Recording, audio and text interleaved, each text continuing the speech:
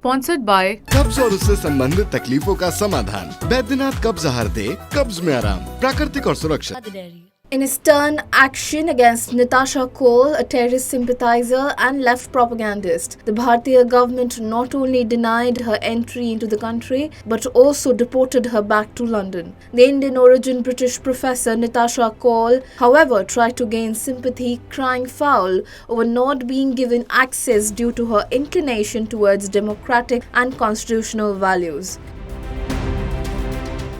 On one hand, her tweets opened floodgates of opinions on the microblogging site X. On the other hand, another important aspect came to the fore, disclosing the Bhartiya government's swift action while tackling the anti-Bharat elements which have continuously used their voices and influential platforms in spreading misinformation, false narrative and self-serving separatist agendas against Bharat. A series of long posts on Kaul's part revealed that UK-based professor was denied entry into Bharat and then was sent back to London from the Bengaluru airport based on orders from Delhi. According to her tweets, she was invited by the Karnataka government to participate as a speaker in the two-day Constitution and National Unity Convention 2024 organized on February 24 and 25. Meanwhile, in what can be seen as a mere mockery of the whole system, Nitasha, who's popularly known for disseminating anti-Bharat propaganda, was invited to Karnataka by Congress-led Siddaramaiah government for a talk on Constitution and Unity of India.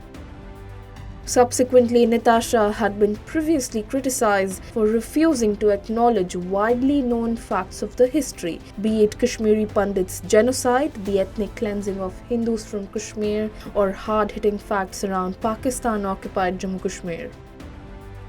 While reports suggest that Nitasha Kaul has links with anti-Bharat lobbyists like Humar Dar, Athar Zia and Ghulam Nabi Fai, who have publicly called for breaking and disintegrating Bharat and are associated with George Soros-funded equality labs. A post on X revealed Nitasha Kaul isn't just a visiting Indian academia. She's part of Jindal Global Law School's course lineup.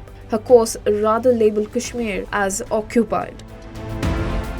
For the unversed, Ghulam Nabi Fai is a UK-based Kashmiri separatist who was convicted in a UK court of spying for the ISI. He was accused of funneling $4 million ISI money into the US to influence the country's Kashmir policy. With refined tones in diction and language, she went on to portray the Bhartiya government as authoritarian. In hindsight, Kaul, who touts herself as a voice of democratic principles, failed to comprehend that the Supreme Court of India upheld the abrogation of Article 370. Shockingly, born to Kashmiri Pandit parents herself, Kaul has been advocating for a separate Kashmir. Kaul, in repeated instances, have been found depicting the people of Kashmir as victims, calling them political individuals with a voice.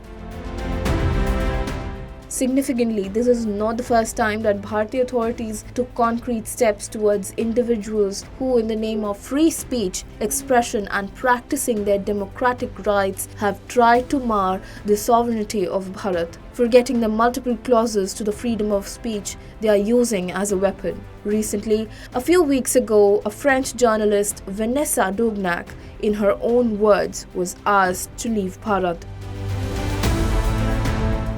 The reason being, she had been writing malicious articles which were harming the interests of the sovereignty and integrity of Bharat. In fact, the French government has been in talks with Bharat for the same. Commenting on the issue, Foreign Secretary Vinay Quatra highlighted that people are free to do what they are accredited to do in a given space. But here, I think the principal issue is whether the person is compliant with the rules and regulations of the state under which they come.